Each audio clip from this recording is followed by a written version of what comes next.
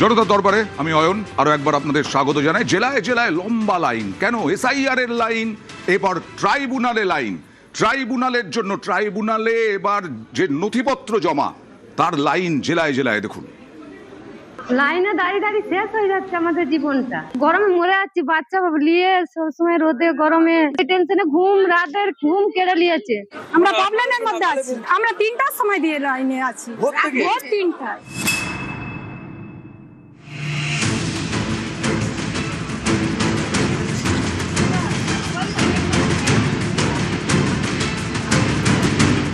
বাঁকুড়ার বিষ্ণুপুরের মহকুমা অফিস। সোমবার সকাল থেকে এই অফিসের সামনে লম্বা লাইন।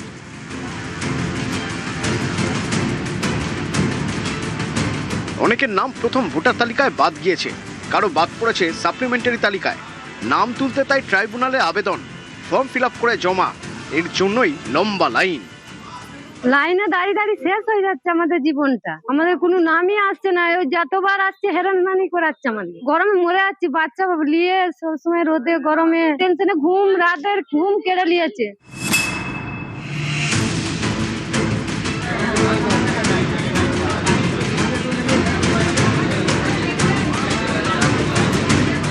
পশ্চিম মেদিনীপুরের ঘাটাল, এখানকার মহকুমা অফিসের সামনেও সকাল থেকে লম্বা লাইন। লাইন এবার ট্রাইব্যুনালে আবেদনের। এসআইআরের হ্যারাসমেন্ট, প্রধানমন্ত্রী তো আমাদের ভোটে প্রধানমন্ত্রী হলো, মুখ্যমন্ত্রী হলো, পঞ্চায়েত হলো, সবই হলো, আর আমাদের এখন ক্যান্সেল। এখন আমরা ভোটার তালিকা থেকে বা সংখ্যালঘু দিকে করা হচ্ছে।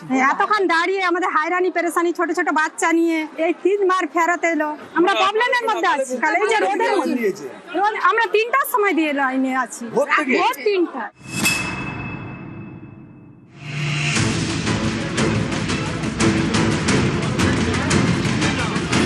দক্ষিণ 24 পরগনার ক্যানিংয়েও এক ছবি। সোমবার সকাল থেকে ক্যানিং এসডি অফিসের সামনে লম্বা লাইন।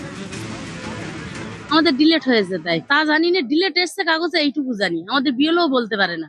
আবার ডকুমেন্ট জমা দিতে আমাদের এখানকার অনেক কিছু ডকুমেন্টস আছে, জন্ম সার্টিফিকেট আছে, মাধ্যমিক সার্টিফিকেট আছে, 2002 সালের লিস্টে আমার মায়ের নাম আছে। অবশ্যই আতঙ্কে আছি আমরা চাই আমাদের পুনরায় আমাদের ভোটার অধিকার ফিরিয়ে দেয়।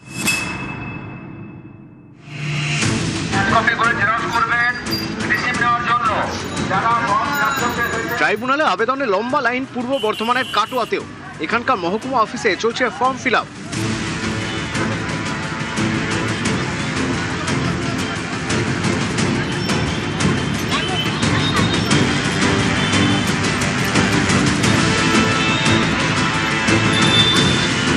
একবার কাগজ জমা দিয়েছিলাম, আমার সব ডিলেট হয়ে গেছে। সকাল 5টা থেকে এসে বলে লাইনে দাঁড়িয়ে আছে। এখন এরপর আর হবে না বলছে, আজকে লাস্ট ডেট।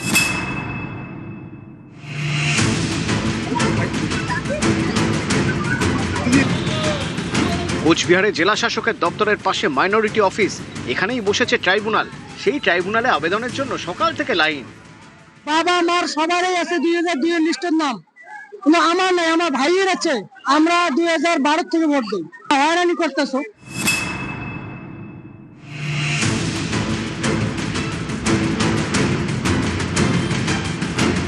বিধাননগর এসডিও অফিসের সামনেও লম্বা লাইন। ট্রাইব্যুনালে আবেদন করতে ভিড়ে ভিড়। 11টার দিকে থেকে দাঁড়িয়ে আছে।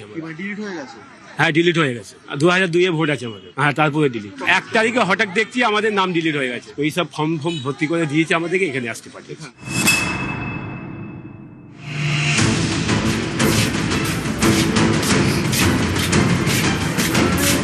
বীরভূমের সিউড়ি, অভিযোগ এখানে ট্রাইব্যুনালের লাইনে দাঁড়িয়ে অসুস্থ হয়ে পড়েন তনুজা বিবি। দুবরাজপুরের বাসিন্দা, তাকে সিউড়ি সুপার স্পেশালিটি হাসপাতালে নিয়ে যাওয়া হয়। এসা লাইনে প্রচন্ড ভিড়, তো এবার রোদে আর হয়েছে, তখন আমি অতটা বুঝতে পারি নাই। তারপরে আস্তে আস্তে বলছে আমার গা মাথা ঘুরছে। নিউজ 18 বাংলা। চৈত্রের চড়া রোদে লাইনে তো দাঁড়ালেন, কিন্তু ভোটার তালিকায় নাম উঠবে কি তা নিয়ে ধোঁয়াশা রয়ে গেছে। আমি উপাসনার কাছে যাব, তৃণমূল ম্যানেজ দেবে কিভাবে? এত লক্ষ লক্ষ ভোটার বাদ গেল। দেখুন, বিষয়টা হচ্ছে এখানে তৃণমূল ম্যানেজের থেকেও আসল কথাটা কোথায় জানেন? আমাদের সকলের লড়াইটা যেখানে, সেটা হচ্ছে প্রত্যেকটা মানুষের অধিকারটা নিয়ে যেন ছিনিমিনি খেলা হচ্ছে। আমি দেখছিলাম আপনাদের স্ক্রিনে এখানে স্পষ্ট উঠে আসছিল যে কিভাবে লাইনে দাঁড়িয়ে তার পরবর্তীতে একজন অসুস্থ হয়েছে। যে সংখ্যাটায় মানুষ মারা গেছেন, সেই সংখ্যাটাও কিন্তু কম নয়, অর্থাৎ 250 ছুঁই। আজকে যখন এই বিষয়ে আমরা কথা বলছি, মূলত কি জানেন তো, মানুষের অধিকারকে নিয়ে আমরা মানে সেই ব্যাপারটায় কথা বলতে চাইছি। আর হ্যাঁ, সত্যি তো, ভোর 3টে থেকে শুরু করে আর কতক্ষণ লাইনে দাঁড়াতে হবে তারা সত্যি কেউ জানেন না। বিজেপির একটা ব্যাপার রয়েছে, ওরা প্রত্যেকটা একটা বিষয় বেশ কনসিস্টেন্ট, সেটা হচ্ছে তারা আসার পরবর্তীতে সকলকে লাইনেই দাঁড় করিয়ে গেছেন এবং প্রত্যেকটা ক্ষেত্রে দাঁড় করিয়ে গেছেন। কিন্তু কি জানেন তো, যখন আমরা এই প্রশ্ন করি তখন তাদের কাছ থেকে আমরা কিছু উত্তর পাই না।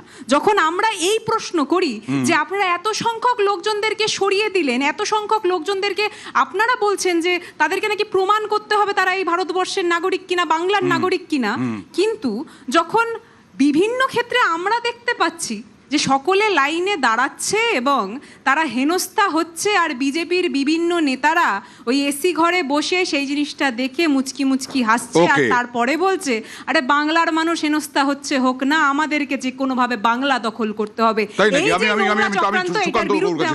বাংলা দখল যে কোনো ভাবে করতে হবে, এটা তৃণমূল বলছে। কিন্তু আমি বলছি যে এই যে লাইনে দাঁড়াচ্ছেন এসআইআর এর সময় থেকে এই ট্রাইব্যুনালে কাগজপত্র দেওয়া, কোথাও কি বিরক্ত হচ্ছেন না মানুষ? তার জন্য আপনারা কি কোনো চিন্তা ভাবনা করছেন না? দেখুন, সেটা নেগেটিভিটি হতে পারে। হ্যাঁ, যেটা বললেন উপাসনা, যেটা বলছিল যে দখল, ওনারা দখলদারির রাজনীতিটা করেন, আমরা দখলের কোনো রাজনীতি করি না। আর একটা কথা, এবার আমার প্রশ্নের উত্তরটা আমি বলছি, একটা কথা আছে আপনি নিশ্চিতভাবে জানেন, সেটা হচ্ছে মানে ইট ইজ সেইড দ্যাট বাংলার রাজনীতিতে যে মমতা ব্যানার্জি নাকি বাংলার মানুষের, সাধারণ মানুষের পালসটা খুব ভালো বোঝেন। তো মমতা ব্যানার্জি বুঝে গেছেন যে মানুষ ঠিক করে ফেলেছে, মানুষ সিদ্ধান্ত নিয়ে ফেলেছে যে মানুষ এই সরকার সাধারণ মানুষ বিরোধী, জনতা বিরোধী এই সরকারকে প্রত্যাখ্যান করবে। দেয়ালের লিখন খুব স্পষ্ট, সেই দেয়ালের লিখন উনি পড়ে ফেলেছেন, মানুষ সিদ্ধান্ত নিয়ে ফেলেছে। বিজেপি সাধারণ মানুষের কণ্ঠস্বর হয়ে উঠেছে। লড়াইটা এখন মমতা বনাম লড়াইতে সংকীর্ণ রাজনীতির ঊর্ধ্বে উঠে বলবো যেভাবে 12 নম্বর, যেভাবে 12 নম্বর, আমি বলছি যেভাবে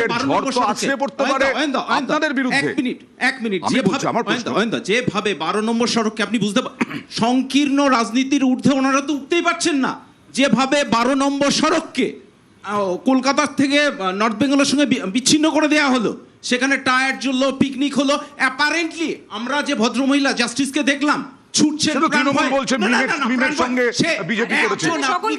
বিচারপতি ছুটছেন, সারা বাংলার মানুষ ওইভাবে প্রাণ ভয়ে ছুটছে। সেটাকে ডিস্টেবিলাইজ করার চেষ্টা হচ্ছে,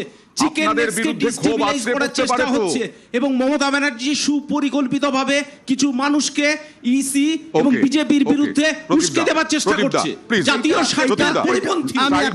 আপনি তো বললেন লাইন, নোটবন্দির লাইন আপনারাই বলছেন, করোনা ভাইরাসের সময় টিকা নেওয়ার লাইন, লাইন ওনারা করবেন। এবার আপনি যে করোনা ভাইরাসের টিকাটা আপনিও পেয়েছেন দাদা, করোনা ভাইরাসের টিকাটা আপনিও পেয়েছেন, অনেক বললেন, আপনি ভাইরাসের টিকাটা বলতে পারবেন না। দাদা এটা বিজেপির পার্টি অফিস না, বুঝুন স্পেসিফিক কথা। আপনি যে প্রশ্নটা করলেন উনি উত্তর দিলেন কি?